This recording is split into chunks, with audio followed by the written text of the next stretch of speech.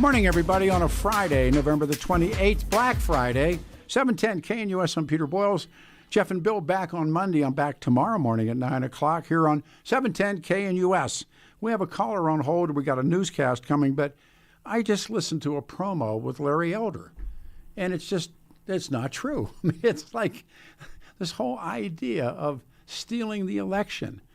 And he says, well, these Republicans aren't called election deniers.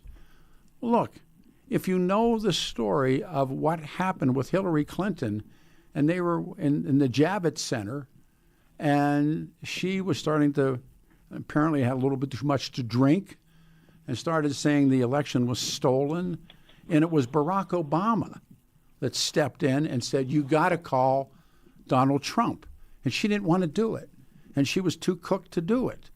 And she couldn't do it, and it was Obama that said, no, nobody stole anything from you. And they left it go. And they didn't go out there and do the nonsense that was done, having somebody called an election denier. That stuff was over pretty quick. And they didn't operate on that. They didn't function that way either. But if you want to look for somebody that said, okay, we're going to end this, it was Obama making the phone call.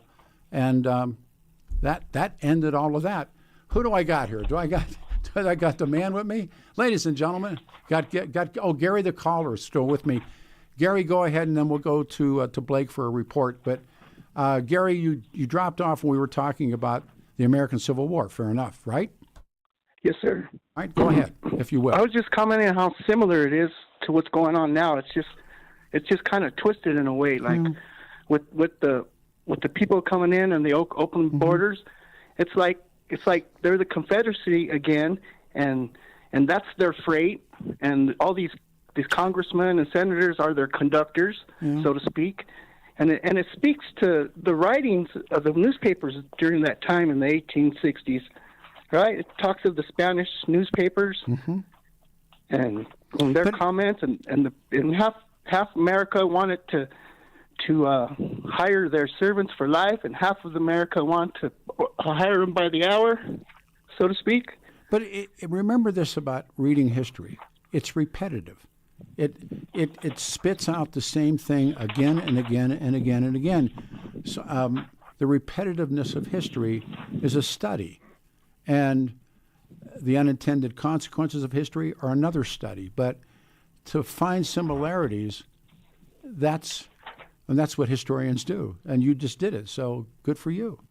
But what the question was that time, the outcome is the American Civil War. Yes. Do you think? And the other side, they surrendered, so to speak, or did they? I don't know. You can ask them. With what the president did at the time and after the Reconstruction, it just is for naught, I guess. But that's what I come to. Very good. But Johnson, the first Johnson, and who almost gets kicked out of office, as you know, and then what that leads to is of course, U.S. Grant. He's next. And he was, you could build the case that perhaps was one of the most corrupt presidents, if not the most corrupt president the country's ever had. But earlier you were speaking to the World War II and all its officers. Well, nobody was reprimanded for what happened to the Civil War and the great loss of life. I mean, no. Jefferson Davis only did 2 years in prison. Yes. And there was nothing. And then people, now 100 years later, and then we go to 1965 to now, another 60 years later, and another president, in his own words, he said that the people will vote for them for another 100 years if they pass this welfare stuff. And who said that? And look at where we're... Lyndon B. Johnson, That's right. The second Southern president at that time, besides Mr. Johnson. But remember, Lyndon Johnson is accidental. In other words, he wins on... So what? Yeah, no, I understand so what, but so was Johnson. That's my point. They were accidental when Mr. Lincoln was murdered. And so... Yeah, I mean... Wanting to make the country great, right? Well, Abraham Lincoln is arguably, along with George Washington, probably the two greatest presidents in our country's history. They wanted to expand the Union and make it great. Yeah. And Abraham Lincoln's... what happened to Abraham Lincoln well, you can make the case also happened to Jack Kennedy. Is it true? It just, I don't know. It's just. That's why. That's why you If read you it. read it, pushes you to think, like, if they don't want to go along with the program, they're going to just get rid of them. Well, that's the question now, isn't it? Yes, and it's right in front of everybody's faces, and no one sees it. It seems like not the important people, anyway. Who do you think is? How old are you, by the way? Let me ask you that. How old are you? I'm in my 60s. Okay. Who do you think is the 5 most important people? I was going to say in this country, but I'll go the world. Who do you think are the 5 most important? Because you've lived something. You're 60. You've watched this. Who do you think are the 5 most important or 4 most important people in the world as we speak? The people that have a finger for a button, them are the most 5 important. As far as I'm concerned, right. as far as the world's concerned. You put a name on them? I can't put a name on them. Well, all right, how about where they live? They live all sorts of different places. No, you're I guess. great. You're great. You're a great call. So. Well, no, I just concerned. No, you should be. That's why you're reading. Scary, man. No, of course it is. We have kids that are younger, and just with the schools. And, sure. And that's why, there's court historians, and then there's, we were talking this morning and bringing it up again about the unintended consequences. What was done by Cheney and Bush in Afghanistan, and ultimately brought that killer here, who killed that young woman in from West Virginia and shot her colleague in Washington, D.C. And he's here not because there wouldn't be an Afghan in this country if it wasn't for Bush and Cheney. And they lied. Are you sick of being lied to? And I think the American public and our representatives, they need to stress the fact that we do have immigration, because I worked with a lot of people, this isn't that were here. You're right. This is immigration. He was here legally. No, I mean, but there is that. So no, my point. The people that are trying to make us voters like hate each other, so to speak. Yeah. With they're against brown people and they're against this and they're against that. No. It's just like if we have a 7-Eleven and a school across the street, you can only allow 2 at a time, or else the store would just fail, right? To make it in simple, I tell you what, terms. I love your call. It was a great call. I have to do the news report with Blake, but you asked all the right questions. You really did. Thank you, Peter. Please take care of yourself. Talk to you. Thanks, son. All right, everybody. Let's do this. The Olson Report is ready. Blake is ready. All's well in the world. Hit the button. Blake Olson. Blake Olson, news and comment. Great open. Huh? That's awesome. Got that great open. Got the great voice. Did you have got a great voice. Did you have input in that when that was made? No, that was, I don't know if that was Kelly or Mark Crowley or one of the geniuses. Adam, who I don't know. He's got those pipes. That's right. God. Adam's got great pipes. Oh man, I'm telling you. He's got a great personality too. I love This has really been an interesting morning to talk. I think it's a Friday, so only the people that great show. Yeah, they want to be here. And hey, yes, I'm sorry to interrupt you. What was that question? I got the tail end of it. You asked who are the 5 people right now, and do we know them? This is what has haunted me the past few weeks. General McGregor said this. I'm going to play it for you. All right. I may have an answer because I think he's onto something there. I think. Oh, the lady who got the Nobel Peace Prize in Venezuela. She said if they are able to overturn the government there, whatever, they're going to send the embassy to Israel, right? So then General McGregor says this about that. She's hit on something very important. She's figured out where the power lies, and she's playing to the audience that makes the decisions. You're talking about this democracy business. We've always been a republic with limited democracy. Yep. But I think we can pretty much conclude that we're ruled now by a small group of extraordinarily wealthy people. Yep. Billionaire oligarchs. Yep. Those are the terms they use in Eastern Europe and places like Ukraine. Sure. So that's. But has that always been? Yeah, I don't know. Who knows? I don't think so. Well, but then again, maybe since 1913. Well, but the great conspiracy that we're often on talking about, John Kennedy in Dallas, and who made that decision? Right. Exactly. And if you knew, even if you knew the names of the 5 most powerful people in the world, would you even know who they are? I don't think so. See? Right. No, seriously. No, it scares me to death. Like your caller just said, I'm right there with smart him. Man. How about the idea, like with organized crime, they never, back the old traditional organized European-style gangsters, they didn't want you to know who they were. Exactly. Never. And that was one of the things they got mad at John Gotti about. Yep. That he was out in the open wearing the flashy suits and doing the rest of that stuff. No, he was. And he was the billboard. He brought him down. Yeah, he brought him down. You don't know. Do you know who the Chinese tongs are? Because I don't. No. Do you know who runs the cartels? Because I don't. I don't either. There it is. And the one guy you did know was Pablo Escobar. Look what happened to Pablo. Yeah, that's right. Chapo Guzman. What happened to Chapo? That's exactly right. So, no, the people that I think that are really the kingpins of this, you don't know who they are. And that's why we're in a situation right now where I think maybe, I don't know how many Americans, maybe half of the Americans, like you and me, that's what we need to know. That's what has to be solved. But can it be solved? No. Will it just continue? Or does it just move? Or moves? Yeah, see, that's another thing. It's like the invisible blob. You don't see it.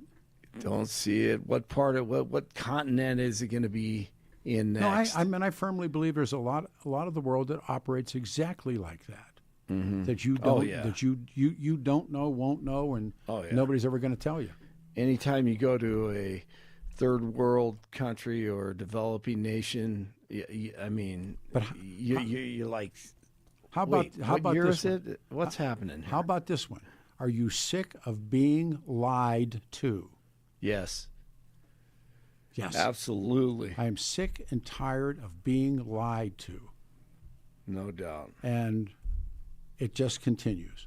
It does. And it's as long as it continues, it's not. I mean, this way, it's not going to end. This government has lied to you and your family and your folks and your relatives for so many years that they can't tell the truth. Yeah. And if they did, scare the hell out of you. You go. And the truth tellers will have to be the ones who don't care if they live or die. That's it. And live free or die. Well, that's a line from Harley Davidson. Yeah, that's right. and on New Hampshire license plates. That's right. Live free or die. Yeah. Do the report, my boy. Thanks. All right. Good. Yep. Good morning. It's Friday, 27, and partly cloudy in Denver, expecting a high of 60 today. News sponsored by Pastor Camp Heating and Air Conditioning at 303-777-1234 to learn more about special savings opportunities on Lennox equipment. Our top story, in a shocking surge to some, DJT's tariff revenues hit a new record of $34.2 billion in October, defying the experts. The total for fiscal year 2025, $215.2 billion, which is recorded only through September 30th. Today is the official kickoff to the holiday gift buying season. There are already lines at a few locations around Denver. In D.C., so let's stop namby-pambing around with this, oh, he was vetted. There was no vetted. The welcome mat was thrown down. They even admitted that they short-circuited the vetting. What they did was they brought in 90,000 people into this country that were not vetted. Judge Jeanine Pirro, the suspect in the shooting of 2 National Guard members on the streets of D.C., is now facing a murder charge. U.S. Attorney for D.C. Pirro announced the upgraded charge this morning following the death of Sarah Beckstrom. The other guardsman shot in the incident, Andrew Wolf, remains hospitalized in critical condition. The suspect, an Afghan national who worked with the U.S. to fight the Taliban, is still in the hospital as well. Pirro said the guard members were sworn in less than 24 hours before the Wednesday shooting. They told us all the other immigrants were vetted. What do? Call the FBI in Afghanistan and say, gee, do you have anything on this guy? Did we call Venezuela and say, gee, how about your criminal justice system? What can you tell me about this guy? It's like the 10, 20 million illegals who've been let into this country. We don't know who they are until we suffer the consequences that we have seen in Washington. And I was on that scene, and it is a very sad place. And Sarah Beckstrom and her family did not deserve this. No, they did not. DJT says the U.S. could very soon take action against alleged Venezuelan drug traffickers on land. So far, the military operations have focused on drug boats in the Caribbean Sea, and not a big fan, I have to say, of the land thing. When Lindsey Graham is cheering it on, very, very skeptical. Denver police investigating a deadly crash involving a fuel tanker that happened Thursday afternoon on Yale near I-25. The driver of the tanker died at the scene. The crash caused a fuel spill that crews worked to contain Thursday afternoon, and no information about the driver or the cause of the crash has been released. Colorado lawmakers paying tribute to one of their colleagues after her death on Wednesday. Democratic State Senator Faith Winter was killed in a multi-vehicle crash on I-25 near Centennial. Senator Cleve Simpson said Winter was a bridge builder who worked tirelessly to forge strong partnerships with her Republican counterparts. Huge rivalries today in college football to go along with your leftovers. Number 3, Texas A&M at number 16, Texas. Georgia takes on Georgia Tech, Arizona, and Arizona State. Michigan, Ohio State is tomorrow, and CU at Kansas State to wrap up their season tomorrow morning as well. Spurs at the Nuggets tonight. They start this little NBA Cup thing, but it's another game. Spurs and the Nuggets tonight at 7 o'clock. Avs at the Wild today. NHL action at 1:30. The Chiefs at the Cowboys. And how about the Cowboys? 31-28 winners. Chiefs now 6-6. Could be problems for them. Joe Burrow returns. And the Bengals beat the Ravens 32-14. The Ravens now 6-6. They're going to have a tough road to hoe the rest of the way. To get to the postseason, the Lions and the Packers 31-24 Green Bay, and the Packers 8-3-1, the Lions 7-5. 26 in Thornton and 25 in Centennial, 27 in Denver. Pete is in for Jeff and Bill, and the legend continues. Blake Olson, News Talk 710 KNUS. It'll be mild with a lot of high and mid-level clouds in Denver today. By evening, though, the weather will change. A cold front will come out of Wyoming going down I-25. Much colder tonight, a low near 20. Overnight, a chance of developing light snow. Light snow showers Saturday morning, much colder tomorrow. Highs only low 30s, gusty northeast winds down into the teens Saturday night. Mostly cloudy and cold Sunday into Sunday night with light snow or flurries with another system passing through. High Sunday upper 20s, low Sunday night, low to mid-teens. Meteorologist Don Day in the 710 KNUS Weather Center.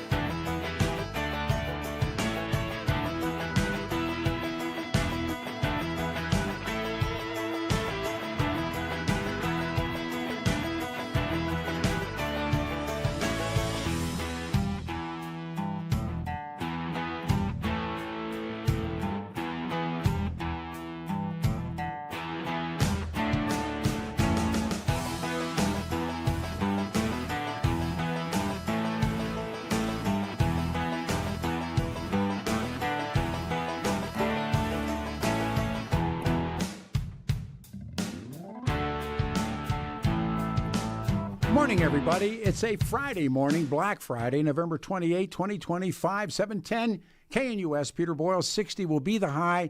Tonight it drops. 31 snow tomorrow, 17 tomorrow night, and 28 on Sunday. 303-696-1971. Adam and I were talking to one another during the pause. Everything that we are talking about this morning is about lies. And who tells those lies? The federal government tells those lies. Who are you going to call? Not the federal government. So we opened the show talking, I wanted to do a Kennedy show, and it kind of stayed with us and then got away from us a little bit as well. But I wrote these sort of statements down on my worksheets, the significance of the JFK assassination and a political and a constitutional impact, but better yet, social and cultural, maybe spiritual impact of that murder and the everything that comes from it, and what Lyndon Johnson does, and then of course what the country does, and then on to Nixon and what Nixon does, and of course Nixon consummately, and just telling lies. The other story we're talking about this morning is one of the two West Virginia National Guards members shot by the Afghan national has died. That's a lie. It's Dick Cheney and George Bush lied to you. When 9/11 happened, the greater weight lies on the Saudi Arabians. They're the ones that did it. That conduit ran right into Bandar Bush, and how they shepherded the Saudis out of the country from the racehorse auctions and got them out of here, and then all of it. And then a handful of people, certainly less than 20 people, living in Bora Bora, living in the caves, planned this. And they're, and their Saudi partners. So what does Bush and Cheney do? Do they spread the war? Of course they do. They go after Saddam. Saddam had nothing to do with this. Another lie. The lies that continue. Richard Nixon's lies, Lyndon Johnson's lies. And the lies go on and on and on and on. And so here we are, sitting here this morning. It's the holiday season has begun, and lines are wide open right now, 303-696-1971. And we also talked about the Nuremberg laws and what came out of the principles of Nuremberg, talking about that Jason Crow video.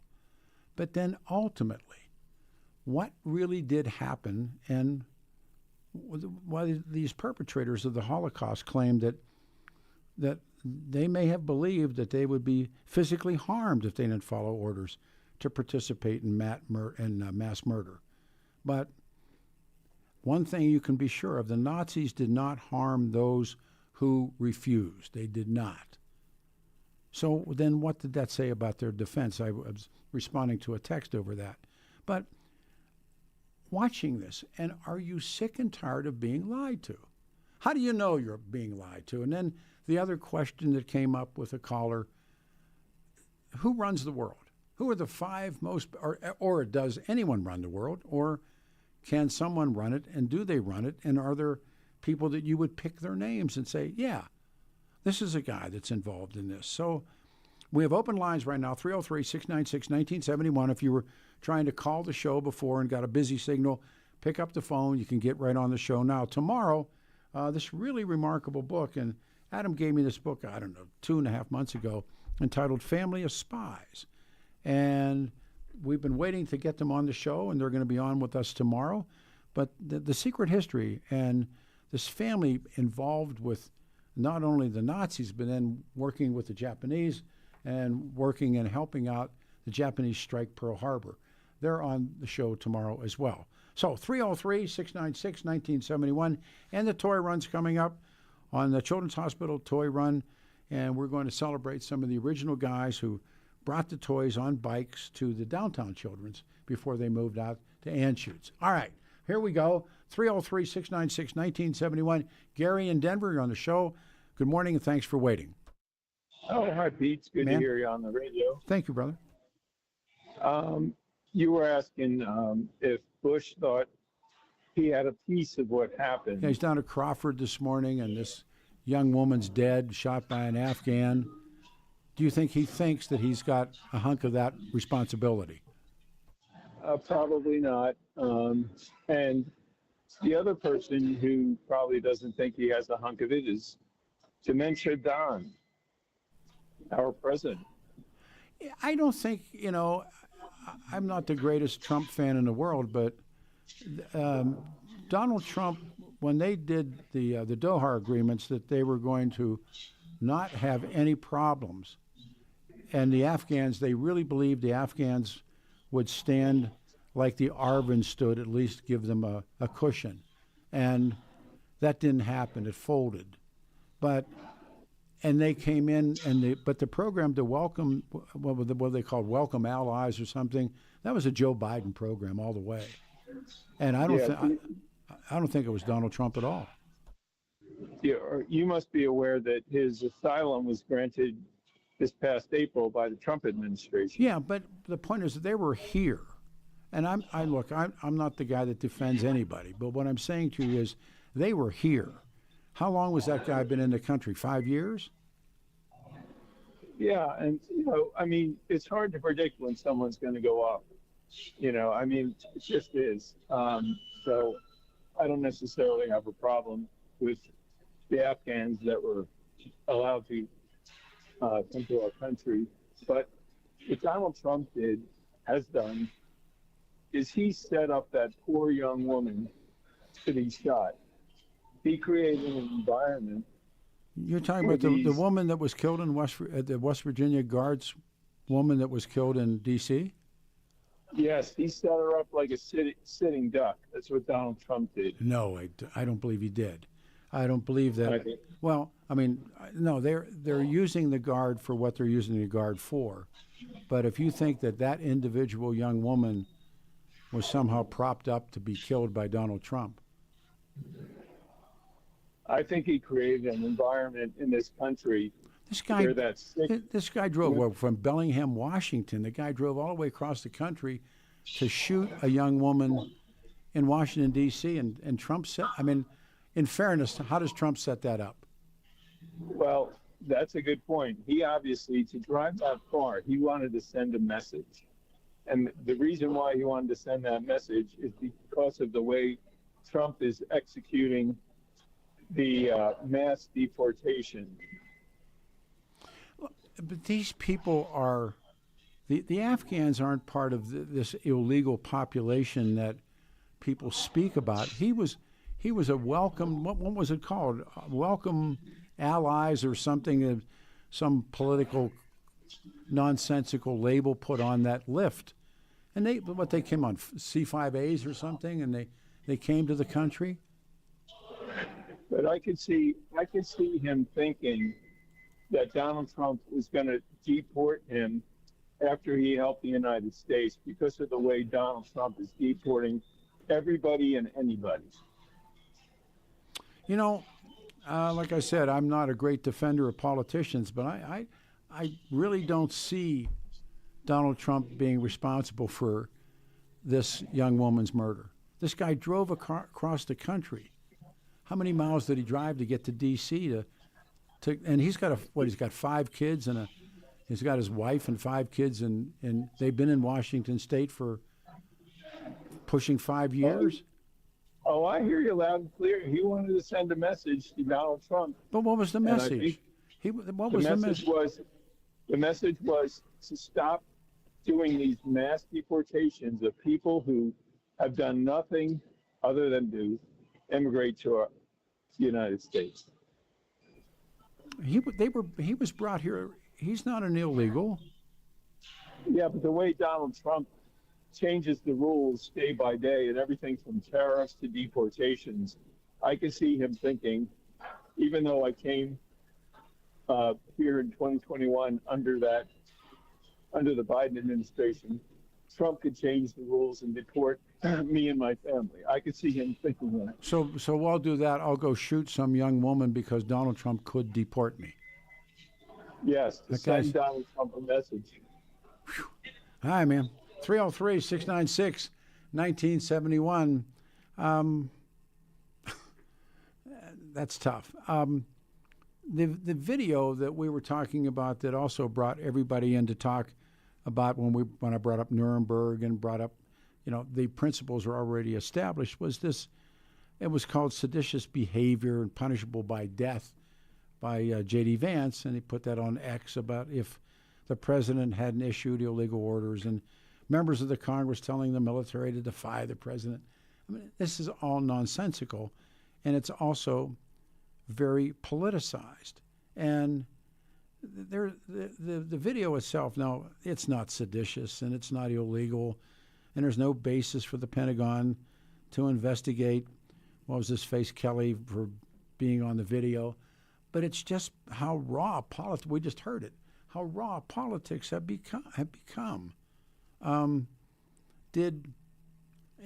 Who encourages unlawful action? And this video that came out by these members of Congress, what was the purpose? To give Donald Trump a hot foot. That's all it was. They were, smacking Donald Trump with their video. And I listened to a lot of talk radio, and I was going, come on, guys. And you have to understand, first of all, read Nuremberg. I would expect that would be part of what you did. But again, this defense, and we're hearing it again, that the Nazi defendants, by the way, including these high-ranking officials, argue that their actions were not their own, but they were the result of being ordered by their superior, i.e. the Fuhrer, and the other superiors. And they claimed that they were being trained to obey without question. And it was the International Military Tribunal, the IMT, rejects it and says, no, an individual cannot lose responsibility for crimes that violate the law. And the outcome, of course, was the ruling established that the superior orders were not a legal defense, and particularly if the order was manifestly unlawful, their choice of words. Here we are again, and I brought it up a couple times to callers. Who's right, who's wrong? And where are we when this happens? And then last but not least, but the overview was the Kennedy killing, the murder, the hit, the assassination of Jack Kennedy. And what significance do you tie onto that? There's an emotional part of this. There's also a cultural part and a social part, and it had an enormous impact for people that are my age and give or take older, a little bit younger. But boy, that just had tremendous impact. And the national mood, and people were angry. I remember the anger part of it so well. And Lyndon Johnson was then, and it's always interesting to me that Jack Kennedy was really pretty much focused on Cuba, wasn't he? And with his brother and the CIA and the rest of it, and the rogue factors of the CIA, and they were in bed with organized crime. We know all this. The minute that Jack Kennedy is killed, murdered, Lyndon Johnson begins Southeast Asia. They drop Cuba. Cuba is no longer on the screen, and it becomes where? Lyndon Johnson, Southeast Asia. Is there something that you can see in that? I certainly can. And so I know that it comes up with conspiracy radio and the rest of it that goes with it. But you guys, when you stop and think about it, it was Cuba, Cuba, Cuba, Cuba. And all of a sudden it became Southeast Asia, almost literally overnight with Lyndon Johnson. Also, he does what he does to all the members of the old administration, of course, the Kennedys. But the whole part of this gets down to the lie, and the lie they're telling. We could take a call. We can do that? Okay. Back to the phones we go. We go to Jerry in Greeley. Hey, Jerry, you waited. Thanks. You're on the show. Hi, Peter. Hey, brother. I just thought I'd mention a couple of previous incidents where the legality of refusing orders came up. Do you remember Michael New? Absolutely. Okay. So refused to put on the UN uniform? Yep, put on the blue helmet. Right. And also the same one, it was Cali, the Cali trial. Well, yeah, that was a big deal. Yes, it was. Do you remember the 29 Palms survey? No, I don't. There was a naval officer who did a survey at the 29 Palms base, surveyed everybody on base, and he asked them like 100 questions, but one of them was a theoretical about would they fire on American citizens if Congress ordered weapons confiscations of private weapons. I remember that. I don't remember it under that name, but I do remember that. Go ahead, please. Yeah, Lieutenant Commander. Hey, how about Commander, this? I got a minute. Let me throw you on hold so you have a full stroke here, okay? I got a break coming, and I don't want to interrupt you, so can I put you on hold and bring you back? Sure. You're on. 710 KNUS Denver's talk station, back here tomorrow morning at 9 o'clock, and that book is really spectacular. It's a good read, Families of Spies. 710 KNUS, I'm Peter Boyles. You ready? Hit the bricks, hit the button.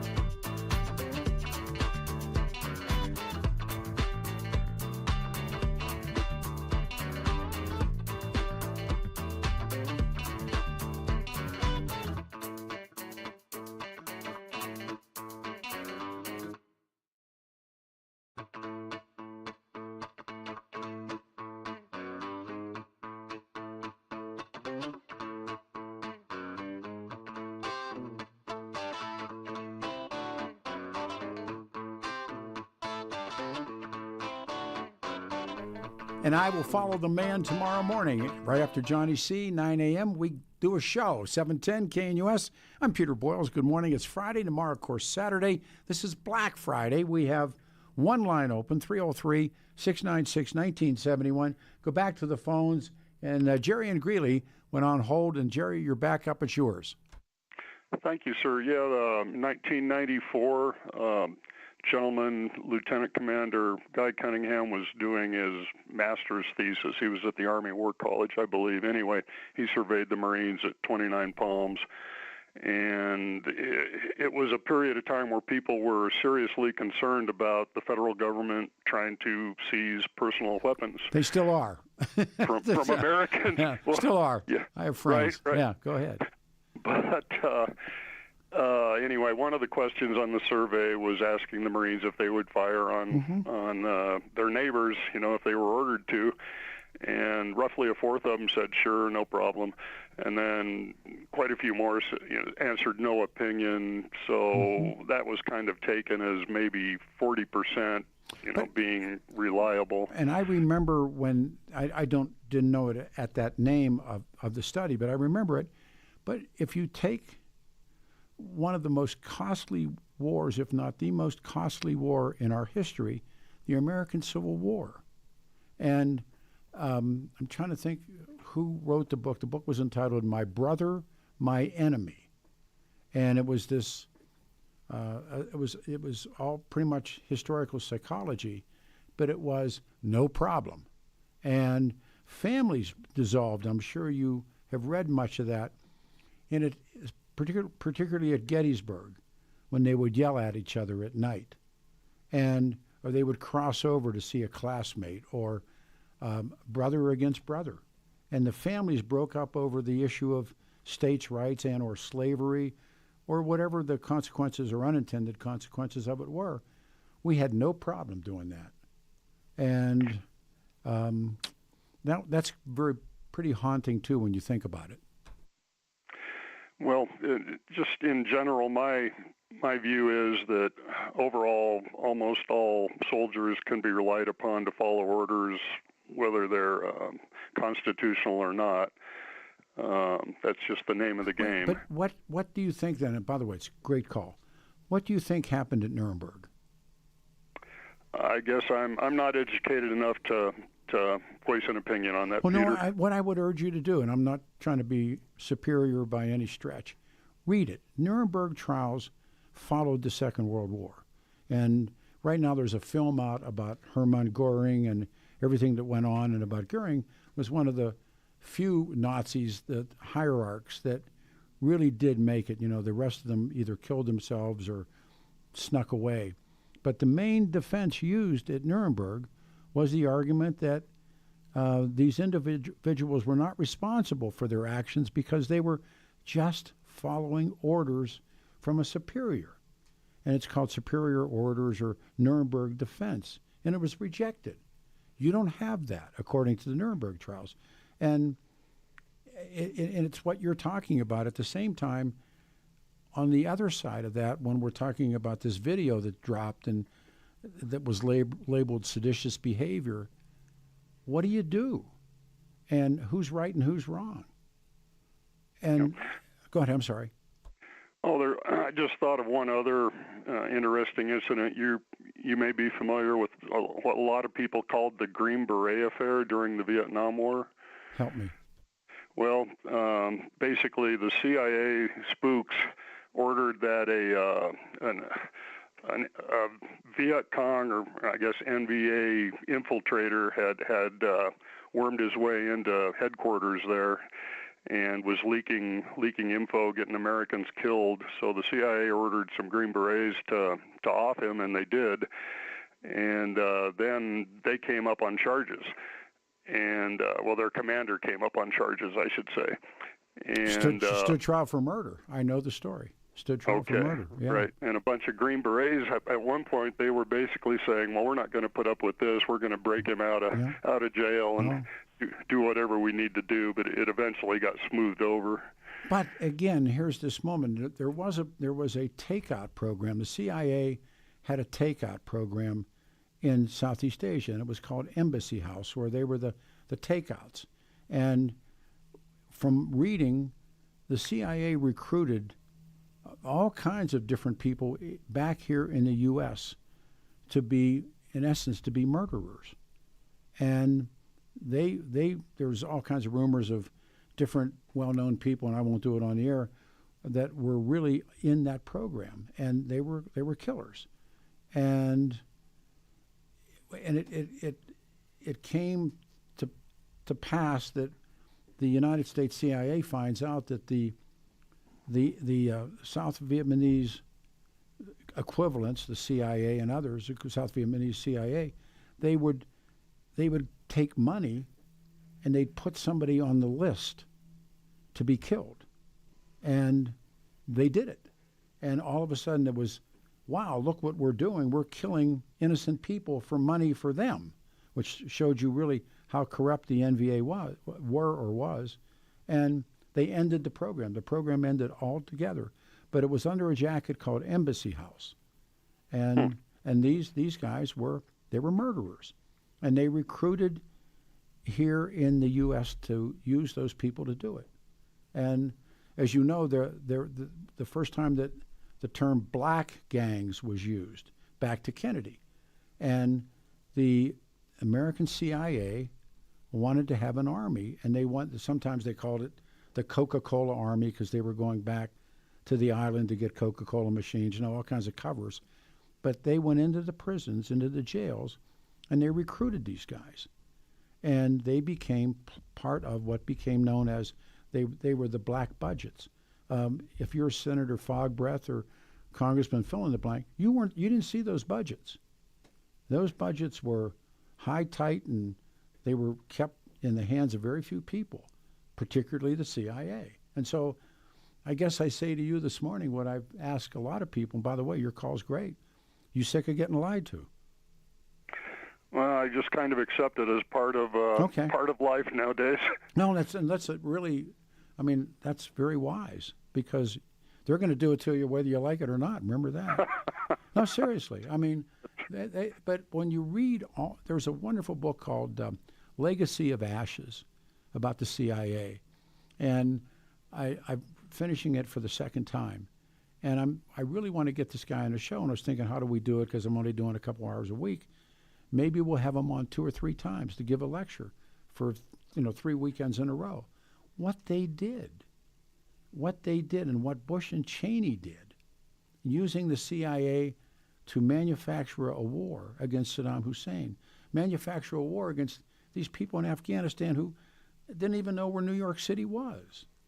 And I wonder this morning what George Bush must be thinking. Good call. Well, thank you, sir. Thank you, sir. All right, we go long distance. Charles is in Las Vegas, New Mexico. Brother man, good morning. Welcome to Denver. And brother man, to you, and happy holidays. Thank you. Thank you. I probably haven't spoken to you over 10 years. My phone number's changed. I'm retired now. I thought you had retired, but I'm glad to hear you back on the air. Too dumb to retire. Go ahead. If you'll give me just a bit of an intro, I want to commend you for your long service on talk radio. You and Rosen were easily the most formidable. You are the most intellectual formidable. I have always shied away from calling in to you. I used to get on Rosen once a month or so, Tubbs a month, once a month or so. I still am active on Capitalist, but you were always the most formidable, and I commend you, and I think you have a talent. You remind me of Larry King. I don't know if maybe you have leads on, and I know you probably don't even need the work or want the work, but if there was ever a syndicated type show who wanted a Larry King type person, you are the interviewer expert, in my opinion. You really bring it. You're well read. You're better read than most of us, and that's why I hesitate to even call you, my friend. But remember this: I have nothing else to do, so it's like you're in the clear. And I've been given it, and I've said this thousands of times. I've been given the gift. It's a gift to read, and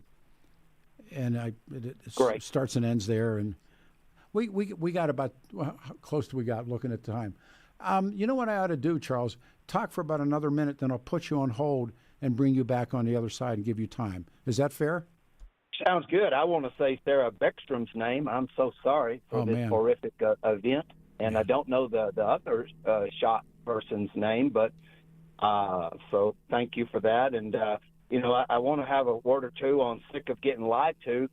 I worry that you're too stoic. Of course we get lied to, Peter, but if we focus on that Mr. Boyles, I'd rather call you Mr. Boyles. You're my senior, not by a lot, but by enough. Hey, you works. And I want to call you Professor Boyles, because I worry that your show only invites wonkish people, and some of your callers are so talented and detailed.